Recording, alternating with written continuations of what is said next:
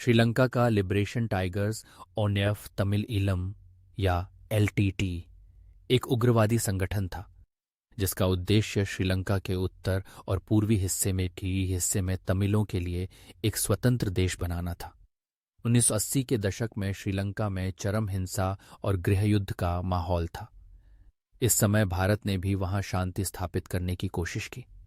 1947 में भारत के तत्कालीन प्रधानमंत्री राजीव गांधी और श्रीलंका के राष्ट्रपति के बीच एक समझौता हुआ जिसे इंडो श्रीलंका अकॉर्ड कहा जाता है।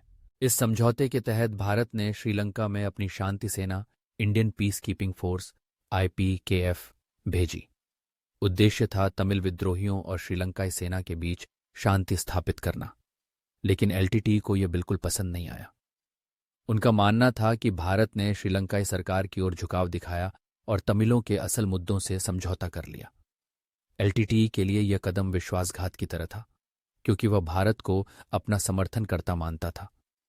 हालात इतने बिगड़ गए कि IPKF और LTT के बीच हिंसक झड़पें भी होने लगीं, जिसमें दोनों तरफ काफी जानें गईं।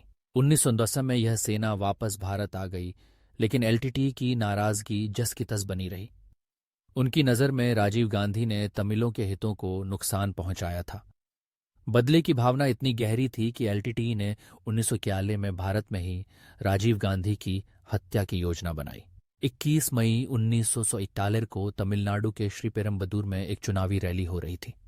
वहां धनु नाम की महिला आत्मघाती हमलावर फूलों का हार देने के बहाने करीब पहुंची और उसने अपनी कमर में बंधे विस्फोटकों में विस्फोट कर दिया।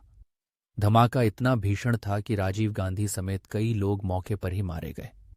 इस घटना की गूंज भारत ही नहीं पूरी दुनिया में सुनाई दी और LTT को अंतर्राष्ट्रीय स्तर पर एक खतरनाक आतंकी संगठन घोषित कर दिया गया।